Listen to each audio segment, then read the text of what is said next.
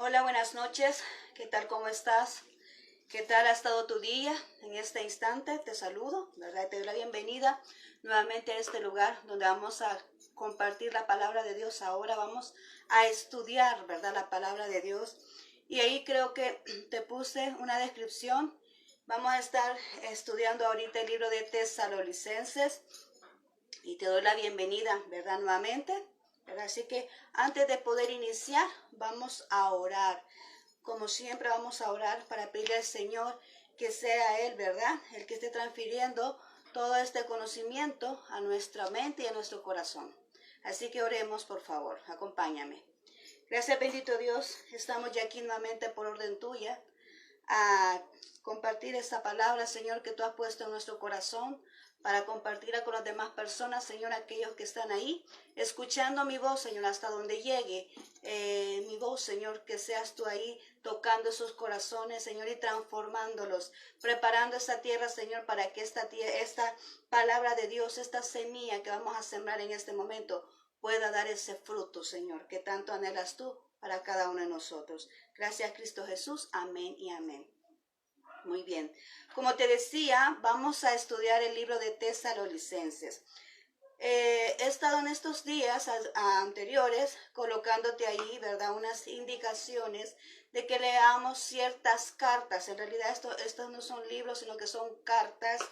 Ciertas cartas que ha escrito el apóstol Pablo, la hemos estado leyendo porque este es un mecanismo, ¿verdad? Es una estrategia para poder comprender mejor la palabra de Dios, y es que la podemos leer de una sola vez, así como cuando tú recibes una carta de un ser querido, tú no la lees por pedacitos, para que tú puedas comprender toda la correlatividad de esa carta, tú la lees completo. Así es en este caso.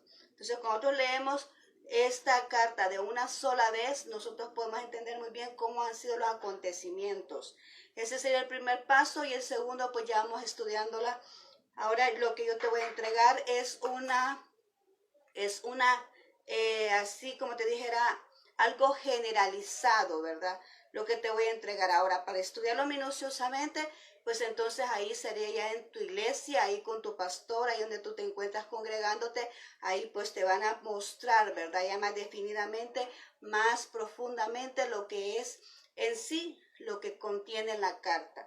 Pero nosotros aquí, ¿verdad? Como por orden del Señor, vamos a tratar, ¿verdad? De poderte ubicar, ¿verdad? Así generalmente, ¿verdad? Para que tú te puedas comprender mejor de qué se trata esta carta.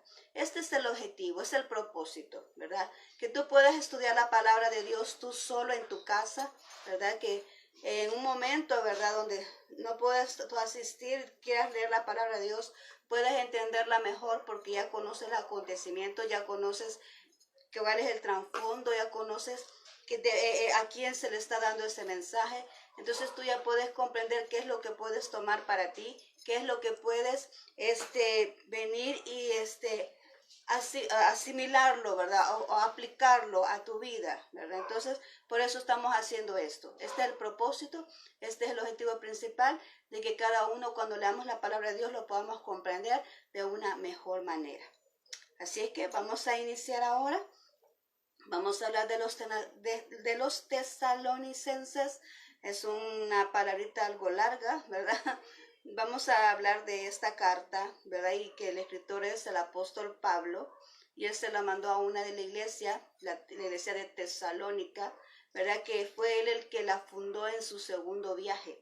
Así que vamos a hablar de dónde proviene este nombre, cuál es el origen de por qué se llama Tesalonicenses, esa región donde se fundó esa iglesia. Pues acá en la historia nos está diciendo, ¿verdad? Que este nombre era de una princesa, ¿verdad? Se llamaba Tesalónica, una princesa hija de este señor Filipo II de allá de Macedonia, ¿verdad? De Macedonia. Entonces, esta persona era hermana, ¿verdad? Era media hermana de Alejandro Magno. Yo sé que tú ya has escuchado hablar de Alejandro Magno, ¿verdad? Este señor conquistador. Entonces, ella era media hermana de Alejandro Magno, ¿verdad? Y esta persona, ¿verdad? La hermana, la Tesalónica, ¿verdad? Contrajo matrimonio con Casandro, y este Casandro llegó a ser el gobernador, ¿verdad?, de esta ciudad, y en honor a su esposa le puso el nombre de Macedonia. Es por eso que hoy la conocemos con ese nombre, Macedonia. Por eso la palabra de Dios lo menciona, ¿verdad? Porque el nombre proviene de la esposa, ¿verdad?, de Casandro. Le puso ese nombre.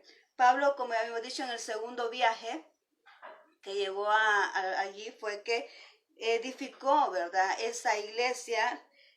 Esa iglesia se encontraba, dice la historia, allí en el centro de Roma. Era una de las ciudades muy principales de Macedonia, y estaba en el centro cabal de Roma, ¿verdad? Entonces, esa iglesia estaba en la época en la época apostólica, ¿verdad?, cuando la construyeron.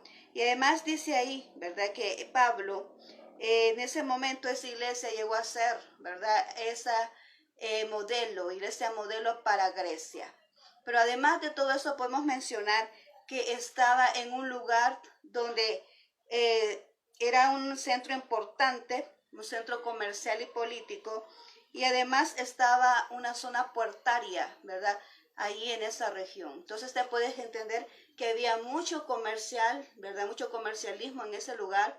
Había muchas personas, ¿verdad?, que llegaban a ese lugar, muchas personas extranjeras, porque llegaban a ese lugar, ¿verdad? Era un lugar principal, un lugar céntrico, donde se podía llegar infinidad de personas de distintos lugares.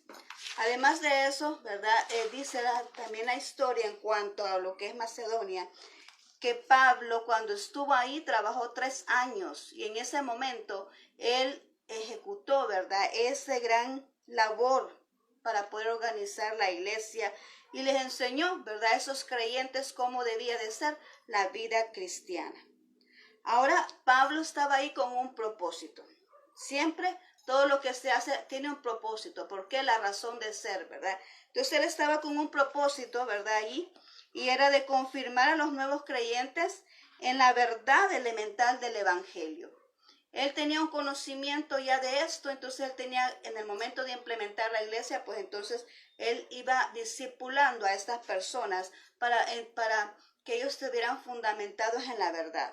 Además, indicarles que tendrían que vivir una vida santa. Y habíamos hablado anteriormente que santo significa apartado para Dios, y no quiere decir aislado, ¿verdad? No quiere decir rotundamente que no se va a socializar con otras personas, no. Está diciendo una vida santa, apartado para Dios, consagrado para Dios, pero sí, verá, siempre socializándose, pero preveyéndose o evitando aquellas conductas, aquellas actitudes desagradables para Dios. Además, también otro propósito era consolarlos con respecto al retorno de Cristo. Aquí había una confusión, ¿verdad? Ya te la voy a explicar. Y es que la condición de Tesalónica, cuando él escribió esta carta, dice que había un agudo paganismo, ¿verdad? Y se decía que la muerte, en la muerte ya no se revivía, ¿verdad? O sea que la persona que moría, ahí terminaba todo.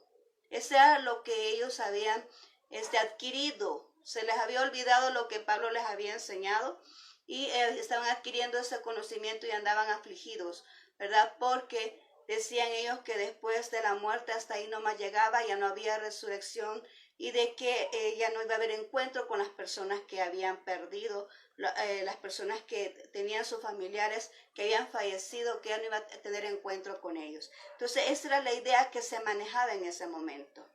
Aunque Tesalónica, ¿verdad?, como te decía anteriormente, era una iglesia modelo, en ese momento se levantó como una iglesia ejemplar, pero era una iglesia ejemplar en el sentido de que tenía ese amor para los demás, demostraba el amor al prójimo, ¿verdad? Y además de eso, se podía mantener estable, porque esa iglesia era de admirarla para ese entonces, porque era una iglesia que se edificó, que se construyó en la época de esa persecución. y ellos aún así se mantenían firmes en su creencia. Pero en este entonces, cuando ya Pablo mandó la carta, ya había bastante paganismo y había esa confusión. Y él estaba recordando qué era lo que realmente les había enseñado. Para eso mandó la carta, ¿verdad? Para recalcarles qué es lo que él les había enseñado. Él, como siempre, ¿verdad? Buen apóstol, estaba preocupada por todas las iglesias, y Tesalónica pues no iba a ser, ¿verdad?, la excepción. Entonces el mensaje de Pablo para ese entonces fue corregir las enseñanzas falsas, ¿verdad? Eso que se estaba dando era una enseñanza falsa. Él la iba a corregir e iba a recordar aquello que él les había enseñado, lo cual él les había discipulado, ¿verdad? Del momento que edificó esa iglesia, ¿verdad? Él les dejó una enseñanza, les dejó una base de la palabra de Dios, y él tenía que recordarles. Entonces, por eso venía a corregir las enseñanzas falsas y además a responder a las acusaciones de los que estaban siguiendo a la iglesia con esas creencias de que decían de que Jesús ya había venido, ¿verdad? Además de eso de la resurrección de los muertos, decían de que Jesús ya había venido y que ellos se habían quedado, porque veían esa situación de la persecución que estaba tan fuerte, y ellos creían de que ya se habían quedado y que Jesús ya había venido y los había dejado acá. Entonces todo eso venía el apóstol Pablo venía a aclararles, ¿verdad? Aclararles esta situación con la carta que envió. Ahora, ¿qué puntos principales podemos ver en esta carta? La resurrección de los muertos, ¿verdad? Y la segunda venida de Cristo, y también la firmeza en la fe. Eso es lo que podemos ver en esta carta. Pero hay dos temas que resaltan mucho, y es la conducta de la iglesia y la venida de Cristo. Entonces nosotros vamos a ver ahora esto, te lo voy a aclarar, ¿verdad? Porque este era el problema que se estaba dando en este entonces y en el libro de los Tesalonicenses, ¿verdad? O en lo de Tesalónica, ¿verdad? Estos son los problemas que se estaban dando. Entonces los dos temas que se resaltan en todo lo que es la carta son estos dos temas. Y vamos a hablar primero de la conducta de la iglesia. Voy a tratar la manera, ¿verdad?, de terminarlo ahora, y si no, pues si nos queda pendiente, pues vamos a seguir el día de mañana. Pero si podemos ahora terminarlo, pues perfecto, ¿verdad? Entonces vamos a ver. Quiero que te vayas ahí al primer libro, ¿verdad?, de Tesalonicenses 5, 12, 28. Si estás ahí, Primera Tesalonicenses 5, del 12 al 28, y lo vamos a leer. Quiero que me acompañes, por favor. Allá, Primera Tesalonicenses 5, 12 al 24 lo vamos a leer. Dice así: Os rogamos, hermanos, que reconozcáis a los que trabajan entre vosotros y os presiden en el Señor y os amonestan, y que los tengáis en mucha estima y amor por causa de su obra. Tened paz entre vosotros. ¿Qué es lo que, en primer lugar, vamos a ir tratándolo así? En primer lugar nos está diciendo, o el apóstol les está recordando a ellos, que teman en suma estima a aquellos que les están guiando en la palabra de Dios, aquellos que les están instruyendo, que puedan reconocer, que tengan honor, que tengan honra hacia esas personas, ¿verdad? Que muestren el amor y el respeto a las personas, ¿verdad?, que están induciéndoles, que le están guiando, que le están instruyendo en la palabra de Dios, y que haya respeto y amor entre ellos. También dice acá, en el 14, también os rogamos, hermanos, que amonestéis a los ociosos, que alentéis a los de poco ánimo, que sostengáis a los débiles y que seas pacientes para con todos. Aquí nos está invitando a ser pacientes con este tipo de personas que muchas veces nosotros como que ya aplicándolo, ¿verdad? Porque hay aspectos que se pueden aplicar. En este caso vamos a tocar lo que se puede aplicar. Y prácticamente en esta carta casi todo, todo se puede aplicar. ¿Por qué? Porque la conducta cristiana todavía estamos trabajando con ello para poder tener esa conducta que Dios requiere de nosotros, ¿verdad? Esa conducta ejemplar de un hijo de Dios. Y además está hablando de la segunda venida de Cristo, que todavía no ha sucedido, ¿verdad? Estamos esperando eso. Y entonces también, ¿verdad? Se aplica a nosotros. Esta carta se aplica a nosotros completamente. Así que el momento de paganismo, como estaba aquí en Tesalónica, también existe en nuestros tiempos. Hay gente que no quiere nada con Dios, ¿verdad? Hay gente que mejor prefiere andar en las tinieblas y desecha la luz. Entonces todo esto se aplica a nosotros. Y vamos a hablar, ¿verdad? Entonces acá, y dice aquí, ¿verdad? Que hay que tener, dice, que hay que alentarlos de poco ánimo, aquellos que están ya cansados, aquellos que ya no pueden más, aquellos que están ya dándose por vencido, ¿verdad? En los problemas, en las angustias, en todo aquello que los detiene, que los deprime. Entonces, todo eso hay que darle aquel ánimo. Nosotros, dice ahí, los que son más fuertes, pues démosle ánimo a aquellos, ¿verdad? Que están pasando por momentos difíciles. Todos, hablábamos el domingo, todos vamos a pasar por dificultades en determinado momento, pero por eso nosotros cuando nos encontremos bien, ¿verdad? Ayudemos a los que están pasando mal, porque cuando aquellos se levanten y nos toque a nosotros, pues ellos también nos van a ayudar. Esto es que no todos pasamos siempre arriba, ¿verdad? Y todos estamos bien en siempre, no. Aquí esto es como un sube y baja, ¿verdad? A veces estamos arriba, a veces estamos abajo, estamos sufriendo, a veces estamos gozándonos, estamos deleitándonos en las bendiciones y otras veces estamos sufriendo porque han habido pérdidas, porque ha habido dolor. Entonces a todos nos pasa eso. Entonces en ese momento nosotros cuando pasamos ahí, cuando tenemos esos momentos de gozo, cuando todo está estable en nosotros, hay que ayudar a aquellos, ¿verdad? Hay que tender la mano a aquellos que necesitan nuestra ayuda. Y así mismo, ¿verdad?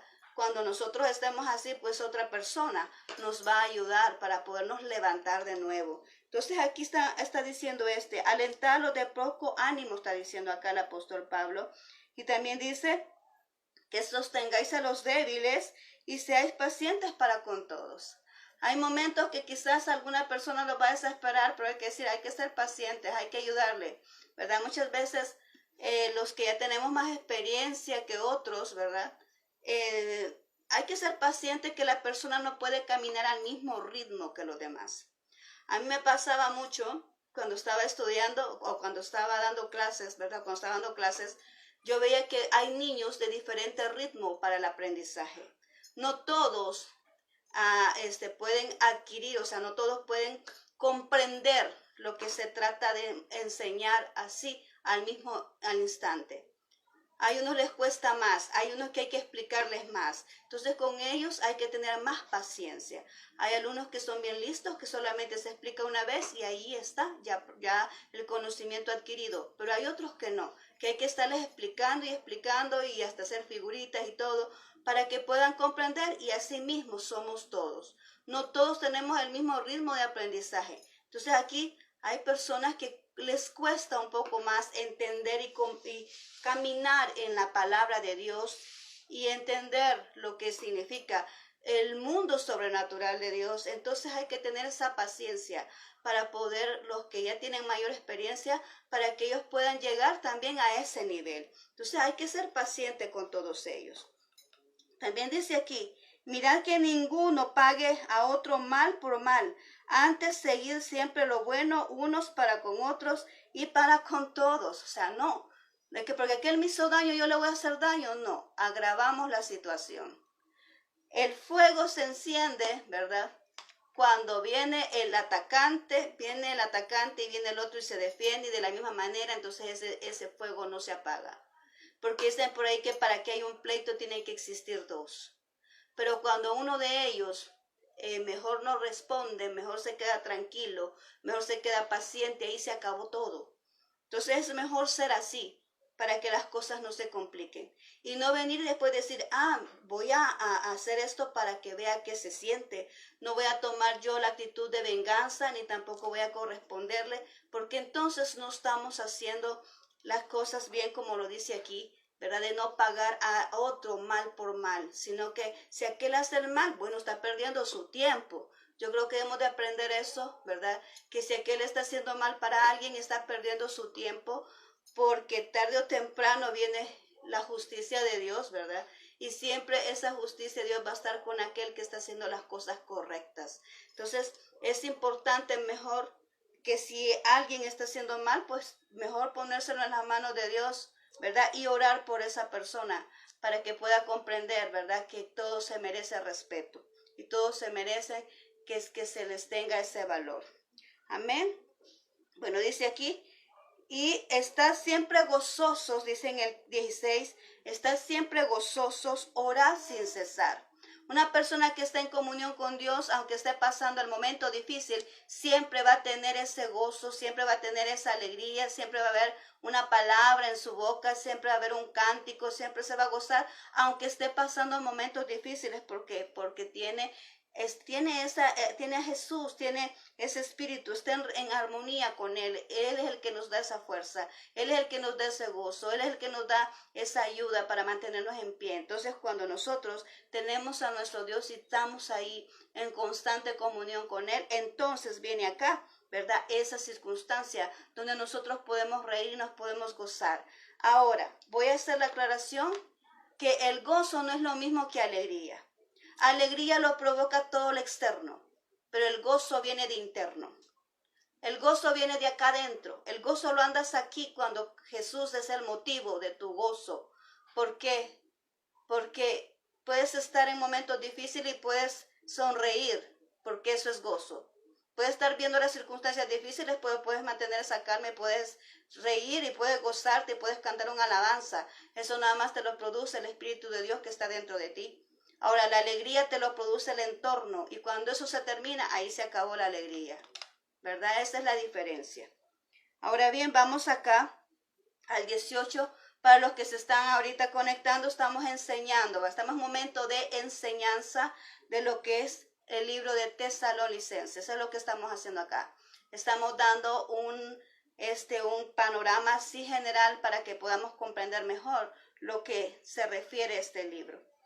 Esta carta. El número 18 dice, dad gracias en todo porque esta es la voluntad de Dios para con vosotros en Cristo Jesús. No apaguéis el espíritu, no menospreciéis la profecía, examinarlo todo y retener lo bueno. Yo quiero aquí hablar de esto. No apaguéis al espíritu. ¿Cuándo lo apagamos? Cuando no creemos lo que Él hace. Cuando nosotros estamos viendo que una persona está bien encendida, está orando, está esto, y venimos y nos interponemos, entonces apagamos el espíritu. Cuando venimos y dañamos a una persona y la herimos, apagamos el espíritu. Cuando venimos y marginamos a alguien, apagamos el espíritu. Cuando nosotros reprochamos a la gente y tal vez está en lo correcto, entonces apagamos el espíritu. Cuando no creemos en lo que el espíritu dice, apagamos el espíritu. Dice ahí que no menospreciemos las profecías. Existen las profecías, sí, pero por eso dice el siguiente versículo, examinarlo todo y retener lo bueno, porque no todo proviene de Dios, pero sí cuando nosotros venimos y examinamos las cosas, y cómo lo hacemos a través del Espíritu Santo, entonces vamos a entender, ¿verdad?, qué es lo que viene de Dios y qué es lo que no viene de Dios. A través del Espíritu Santo, cuando nosotros conocemos a Dios, cuando nosotros conocemos su voz, cuando nosotros conocemos su proceder, cuando nosotros conocemos a Dios en la intimidad, pues difícilmente nos van a engañar cuando viene algo, ¿verdad? Y nosotros decimos, bueno, ¿es de Dios o no es de Dios? Cuando tú conoces a Dios, sabes que lo que estás escuchando es de Dios o no es de Dios. Así como tú conoces a una persona, tú puedes identificar qué ha hecho esa persona y qué no ha hecho esa persona, porque tú le conoces. Así mismo es con Dios. Entonces, por eso dice, examinarlo todo. Podemos oír cualquier cosa y retomar lo bueno, lo que nos va a servir. Yo tenía una costumbre, ¿verdad? Como cuando yo estaba en la jefatura donde yo trabajaba, las personas que tenía a cargo mío me decían, ¿por qué hace eso? Porque yo estaba en una reunión y cuando escuchaba algo interesante yo le hacía así y me lo metía en el bolsillo, la mano. Y me decían, ¿por qué hace eso? Ah, bueno, le digo yo, porque esto que estoy escuchando lo guardo en mi bolsa, porque tarde o temprano lo voy a ocupar, entonces lo voy a sacar, ¿verdad? Para ocuparlo. Porque yo siempre he sido así. Yo he escuchado todo. Y yo en todas partes pongo atención y tomo aquello que me puede servir. Y lo que siento yo que no va, yo lo desecho.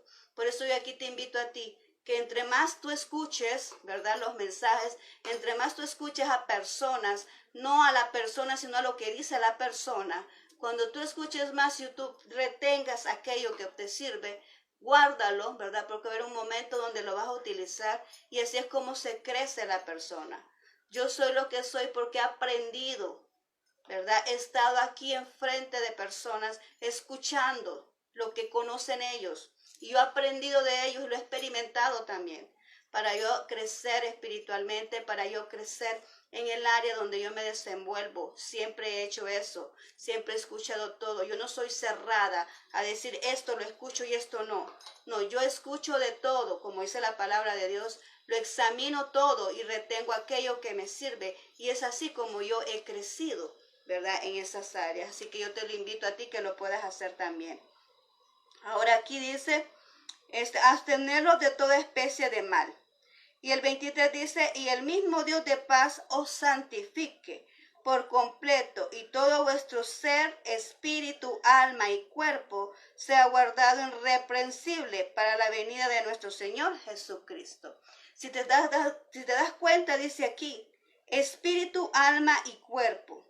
Está hablando de santificación, que viene por un alma, cuerpo y espíritu irreprensible para Dios, ¿verdad? Entonces, aquí estamos hablando de conducta, la conducta del cristiano. Pablo estaba tratando la conducta de ellos aquí. Estaba enmarcando, estaba recordando que todo eso él ya se los había enseñado. Estaba recordándoles de que esa era la conducta que ellos debían de seguir. Igual a nosotros, ¿verdad? Porque todo esto se nos apega a nosotros. Es la conducta que nosotros debemos de seguir para poder llevar y tener esa vida cristiana de testimonio, ¿verdad? Ante las demás personas. Pero ahora bien, vamos a seguir con lo que es lo de la conducta. Y no solamente hablaba, ¿verdad? De lo que menciona aquí, sino que también del trabajo, ¿verdad? Y ahí eso está en 2 Tesalonicenses 3. Vámonos 2 Tesalonicenses 3 y vamos a leer los versículos 10 y 11. Vamos a hablar 10 y 11, porque aquí en lo que acabamos de leer hablaba de una partecita que decía que reprendamos a los ociosos. Pues aquí lo dice más extenso y lo vamos a leer acá. En el 3:10 dice, porque también cuando estábamos con vosotros, no es así, aquí dice, porque también cuando estábamos con vosotros os ordenábamos esto, si alguno no quiere trabajar, tampoco coma. Y en el 11 dice, porque oímos que algunos de entre vosotros andan desordenadamente, no trabajando en nada, sino entremetiéndose en lo ajeno. Wow. Mira lo que dice acá. Aquí estamos hablando de dos tipos de trabajo. El trabajo secular, ¿verdad? Porque Pablo también dice aquí que él, ¿a qué se dedicaba? Dijimos, él era el que venía y se dedicaba en hacer tiendas, ¿verdad? Ese era su trabajo. Él decía que trabajaba, aunque tenía todo el derecho de poder vivir del evangelio, porque ahí en Corintios dice que el que trabaja del evangelio, que viva del evangelio, ¿verdad? Pero él no quería atribuirse eso. Él no quería ser carga, dice él, para los hermanos. Él quería trabajar siempre para no depender de nadie, de los cristianos. Estamos hablando de los cristianos. No quería depender de los cristianos. Entonces él dice que él trabajaba para tener su dinerito él, ¿verdad? Para tener sus ingresos él y no estar sirviendo de carga a otras personas, ¿verdad? A otros cristianos. Pero también dice, por eso dice ahí, el que no trabaje, que no coma. Pero estamos hablando de ese trabajo. Pero también está el trabajo espiritual, el trabajo ministerial. Porque también el trabajo ministerial trae recompensa de parte de Dios. Cuando tú vienes y lo haces para el Señor de corazón. Porque hay personas que han sido llamados, hemos sido llamados al servicio completo para Dios.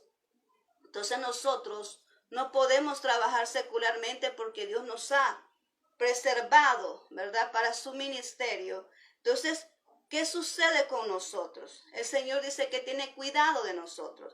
De repente tocan el corazón de alguien por ahí y dice, mire, fíjese que yo he sentido en mi corazón entregarle acá esto. mire, yo he sentido en mi corazón entregarle acá esto. Pero eso no quiere decir que vamos a estar solamente ahí, ¿verdad? Porque el apóstol Pablo nos está enseñando, sí, está todo el derecho. Sí, la Biblia lo dice, que el que trabaja para el evangelio que coma de él, pero no necesariamente, porque Pablo no quiso atribuirse eso. Él quiso trabajar para no servir de carga, y es el consejo que estaba dando a los demás, que trabajaran, ¿verdad? Pero esto es ya a cada quien para nuestros tiempos, ¿verdad? Para nuestros tiempos, ya eso es cada quien, ¿verdad? Si lo quiere o no lo quiere, ¿verdad? Y es decisión de cada quien si va a dedicarse completamente, si va a trabajar o si se le puede, porque muchas veces lo que sucede es que ya el ministerio es muy grande, ¿verdad? Y requiere de bastante administración. Entonces la persona ya no puede, ya no tiene tiempo de dedicarse a un trabajo secular, sino que tiene que entregarse de lleno al ministerio. Entonces cuando esa persona está así, la iglesia tiene que responder, ¿verdad? A esa persona que está al frente, ¿verdad? Para que él pueda satisfacer sus necesidades básicas y pueda vivir. Así es como se nos enseña en la palabra de Dios. Entonces, pero también así en el ministerio Dios no deja a nadie avergonzado. Dios siempre va entregando, va otorgando a la persona lo que necesita. Siempre va moviendo sus piezas para bendecir a sus hijos y no deja a nadie avergonzado. Entonces, pero aquí dice, ¿verdad? Que hay que ser personas honestas, honradas, porque la persona que no trabaja, dice aquí, que se interpone, o sea, que se intromete en lo ajeno. Aquella persona que no se ocupa está bien pendiente de lo que hace otro, está bien pendiente de cómo dañar a otro, porque la persona que está ocupada está bien atareada viendo cómo hace para poder salir adelante con lo que Dios le está exigiendo hacer. Aquel trabajo que Dios ha puesto en sus manos. El que está bien ocupado con el trabajo de Dios anda viendo en proyectos, anda viendo cómo gana almas, anda viendo cómo extiende la palabra de Dios, anda viendo cómo ayudar a su gente, ¿verdad? Está bien ocupado en su mismo ministerio, que no le queda tiempo de ver a otro y mucho menos de intrometerse, a servir de obstáculo a otra persona. El que sirve de obstáculo, el que anda hablando de otro, el que anda ahí señalando cosas, el que anda inventando cosas, y el que anda ahí poniendo obstáculos, esa persona está desocupada, porque eso es lo que está mostrando, porque tiene tiempo para ver lo que hace el hermano, tiene tiempo para ver qué hace el otro, no está ocupado en lo que le corresponde, sino que está ocupado en lo que el otro hace, y ahí es donde empiezan los problemas. Entonces, por eso está diciendo aquí, andan de entremetidos aquellos que están ociosos, y por eso dice allá, exhortarlos, ¿verdad? Exhortarlos, porque tienen que ocuparse en aquello que Dios ha destinado para sus vidas, ya sea en lo secular o en lo ministerial, tienen que ocuparse en lo que Dios ha destinado para sus vidas. Una persona ocupada no tiene tiempo para ver lo que el otro hace o no hace. Amén. Entonces ahí evitamos los problemas. Esa es la conducta que debemos nosotros adquirir en cuanto al trabajo. Ahora nos vamos a ir allá al capítulo 4 de Primera Tesalonicenses y vamos a estar ahí un poquito de tiempo, ¿verdad? Y vamos a ver ahí, ¿verdad? Algunas otras instrucciones que nos da ahí en el 1:2. Dice aquí 4:1:2, dice, por lo demás, hermanos, os rogamos y exhortamos en el Señor Jesús, que de la manera que aprendiste de nosotros, como os conviene conduciros y agradar a Dios, así abundéis más y más, porque ya sabéis qué instrucciones os dimos por el Señor Jesús. Aquí está diciendo el apóstol Pablo lo que hemos dicho, de la manera en que se lo hemos expresado, de la manera que se los hemos compartido, de la manera como los hemos discipulado, no viene de nosotros, dice el apóstol Pablo, viene de parte de Dios. Y así como lo hemos instruido, así espera, ¿verdad?, de que se ejecute, que se lleve a cabo, ¿verdad?, lo que Pablo les ha enseñado. Tú tienes a alguien ahí que te está instruyendo, que te está enseñando, que te está mostrando el camino, ¿verdad? Esta es la persona que Dios ha puesto a cargo de una iglesia. Entonces tú tienes a esa persona a quien tú le debes respeto, fidelidad, honra, ¿verdad? A esa persona. Y que tú debes de acordarte, ¿verdad?, cómo te está mostrando el camino y seguir los pasos de cómo te lo está mostrando. Además tenemos a nuestro Señor Jesucristo, que es el mejor modelo de todo, ¿verdad? Para poder seguir. Es el mejor modelo porque en Él no hay error. En las personas hay error. En las personas te fallan, pero Dios no te falla. Dios es perfecto y a Él sí lo puedes seguir sin equivocación, porque Él no va a fallar nunca y siempre te va a guiar por el camino correcto. Ahora bien, vamos a ver qué dice acá en el 3. Dice, pues la voluntad de Dios es vuestra santificación, que os apartéis de fornicación, que cada uno de vosotros sepa tener su propia esposa en santidad y honor, no en pasión de concupiscencia como los gentiles que no conocen a Dios. Para aquellos que están diciendo, mire, ¿qué tanto se puede con la pareja? Aquí está más que claro, ¿verdad? Aquí dice, en primer lugar, que se aparte de fornicación, y en segundo lugar dice que esté con su propia esposa en santidad y honor. Y de ahí luego dice, no en pasión de concupiscencia, como los que no conocen a Dios.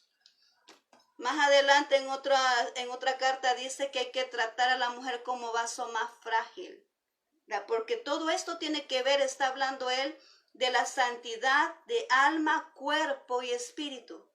Y en el cuerpo, el aspecto que él está tocando aquí en el cuerpo es el hecho de su pareja, es el hecho de respetar a su pareja, es el hecho de tratar a la pareja con respeto, el hecho de darle honor a la pareja, de darle valor a la pareja, de no hacer algo que es incorrecto, ¿verdad? Porque aquí lo está definiendo, aquí lo está diciendo y está bien claro. El mundo muchas veces presentan cosas erróneas, ¿verdad? Y eso es lo que no se debe de hacer, como lo dice acá la palabra de Dios. Está bien claro, ¿verdad? Dice, no en pasión de concupiscencia como los gentiles que no conocen a Dios. Y después dice que ninguno agravie ni engañe en nada a su hermano, porque el Señor es vengador de todo esto, como ya os hemos dicho y testificado. Pues no nos ha llamado Dios a inmundicia, sino a santificación. Así que el que desecha esto no desecha al hombre, sino a Dios, que también nos dio su Espíritu Santo. Si tú eres el templo del Espíritu Santo, pues vas a actuar de la manera correcta. Como dice aquí la palabra de Dios, de la manera correcta. No vas a engañar a la persona que está ahí contigo. Porque dice aquí su hermano, pero esa persona es tu hermana, esa persona es tu hermano y están juntos. Dios ha permitido que sean esposos. De eso se está refiriendo acá, ¿verdad? Entonces, respetarlos, no estar en fornicación, respetar a la esposa, no venir y engañarla, no venir y dejarla ahí en la casa ocupada, ¿verdad? Haciendo algo y él viendo por otro lado, ¿verdad? No se puede eso. Dios mira todas las cosas y aquí está llamando la atención. Desde ese momento ya existía ese problema. ¿Sigue existiendo hoy? Sí, sigue existiendo hoy, ¿verdad? La infidelidad es algo que está al flor del día, ¿verdad? Entonces hay que tener mucho cuidado. Si tú eres un hijo de Dios, tú tienes al Espíritu Santo adentro, tú no puedes andar haciendo estas cosas, como lo dice acá. Amén. Bien, vamos a ir luego al 9:10 dice, pero acerca del amor fraternal no tenéis necesidad de que os escriba, porque vosotros mismos habéis aprendido de Dios que os améis los unos a los otros, y también lo hicisteis así con todos los hermanos que están en toda Macedonia. Pero os rogamos, hermanos, que abundéis en ello más y más. Esta iglesia era ejemplar por eso, porque ellos reconocían el amor de Dios y lo demostraban a las demás personas, ¿verdad? Eso es lo que ellos hacían. Entonces, esta iglesia era ejemplar en ello. Por eso, ahí dice, en cuanto al amor no tengo nada que decir, dice el apóstol Pablo, porque ustedes son ejemplo en eso. Ustedes saben amar a los demás, saben ayudar a los demás, saben interceder por los demás. O sea, tienen amor para con los demás. Eso no es problema, estaba diciendo el apóstol Pablo. Pero en cuanto a nosotros, ¿qué podemos decir? ¿Cómo lo podemos aplicar a nosotros? Hay amor entre nosotros cuando muchas veces entran esos celos ministeriales y queremos poner tropiezo a mi hermano que está haciendo las cosas bien. ¿Hay amor entre nosotros? Apliquémoslo a nosotros. ¿Podemos ser esa iglesia ejemplar así como Tesalónica? ¿Podemos nosotros venir? Sí, qué bueno, un aplauso al hermano que está haciendo bien esto. Ah, no, qué bueno, porque muchas veces vemos que el hermano va bien, o porque aquel Dios lo escogió para esto y a mí no. Y venimos y pensamos así, y entonces empezamos a poner tropiezo a aquellos que pueden hacerlo. ¿Hay amor allí? No. Y dice también allá en el libro de Primera Juan, ¿verdad? Que el que no conoce, que el que no tiene a Dios, o sea, Dios es amor, y el que actúa mal contra su hermano no tiene amor porque no conoce a Dios, no es de Dios, dice, no es de Dios porque no tiene amor con el hermano. Qué delicado, ¿no? Entonces, ¿por qué nosotros, los hijos de Dios, a veces nos estamos mordiendo cuando deberíamos demostrar el amor, como dice aquí? Pero es necesario mostrar el amor, es necesario, ¿verdad?, que eso reine en nosotros, porque Dios tiene algo para cada uno. Todos tenemos una función, todos tenemos algo que hacer, un propósito. Todos tienen, nadie nació sin nada, todos tienen un propósito. Y cuando cada quien se enfoca en su propósito, entonces le haya sentido a ello. El problema es que siempre queremos los de otros. ¿Por qué? Porque no podemos nosotros trabajar y desarrollar lo que tenemos. O no lo hemos identificado, entonces por eso andamos buscando lo del otro, andamos imitando al otro, ¿verdad? Cuando Dios nos ha dado lo de nosotros mismos. Entonces cuando cada quien viene y se enfoca en lo suyo, le haya sentido a todo. Es más, hasta más le va dando Dios, porque entre más haces, el Señor te va entregando más. Cuando tú cumples la responsabilidad que te ha dado, el Señor te va dando más, porque así es. Pero si tú estás acumulando lo que tienes por estar debiendo al otro y queriendo hacerlo del otro, entonces no vas a avanzar, porque Dios no te puede dar algo que no está destinado para ti. Entonces, eso es el problema. Ahora bien, dice aquí, no tengo por qué decir nada de ustedes. Qué bueno que así dijera el Señor de nosotros. No tengo nada que decir de ustedes, porque ustedes sí muestran el amor hacia los demás. Qué excelente sería que el Señor dijera eso de nosotros. Ahora vamos al 11 y 12, que ya para terminar esta parte, dice, y que procuréis tener tranquilidad y ocuparos en vuestros negocios y trabajar con vuestras manos de la manera que os hemos mandado, a fin de que os conduzcáis honradamente para con los de afuera y no tengáis necesidad de nada.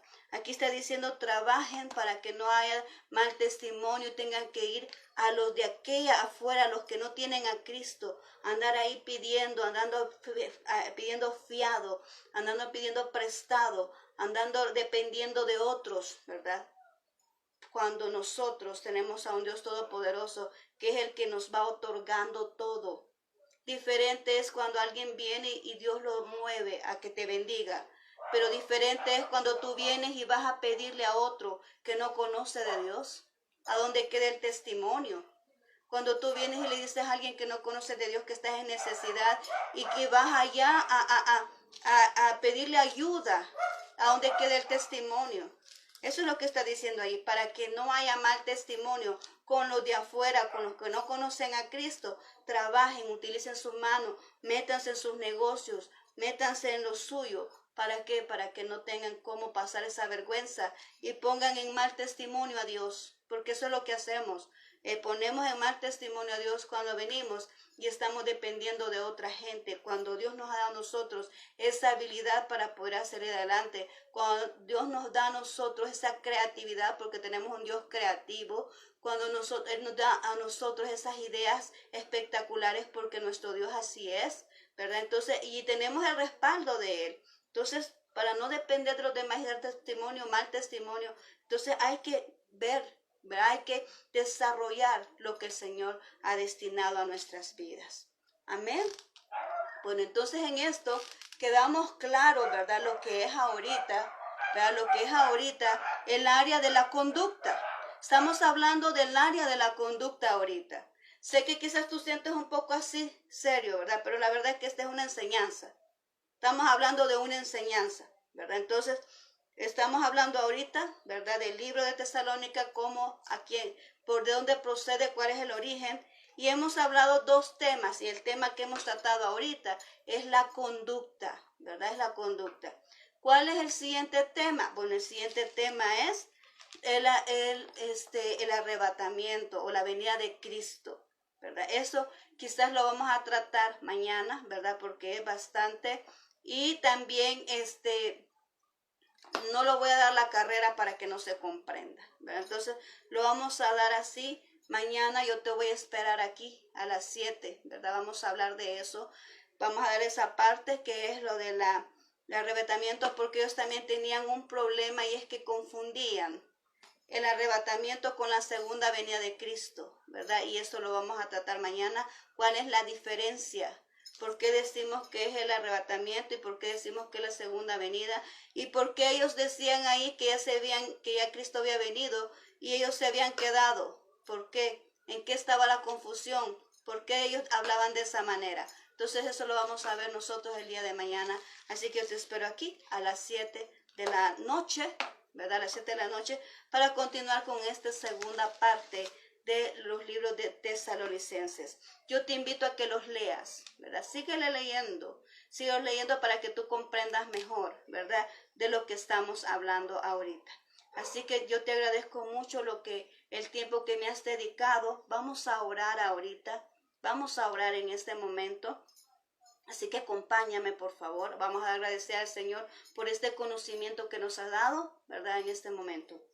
Gracias, bendito Dios, por este momento que me has permitido y hemos hablado, Señor, del libro de Tesalonicenses, que tú has permitido, Señor, que en este momento lo pueda compartir con mis amigos, con mis hermanos, que esta base nos pueda ayudar para comprender más la palabra de Dios, lo que tú quieres decir, Señor, y aquello en que lo que estamos fallando podamos nosotros tomarlo en cuenta y poder corregirlo, Señor, para agradarte a ti, Señor.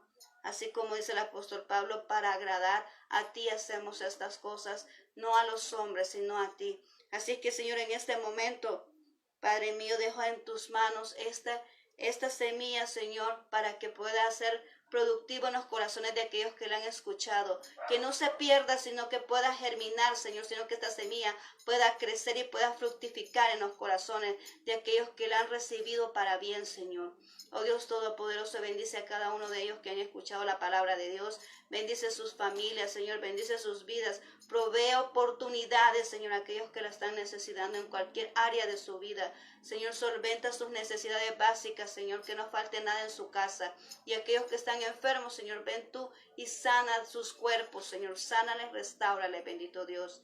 Gracias, Jesús, en tus manos yo los dejo en esta noche, Señor. Sabemos que tú nunca nos vas a abandonar y por eso, Señor, te rogamos que seas tú siempre protegiéndonos en todo momento. Gracias, Cristo Jesús. Amén y amén.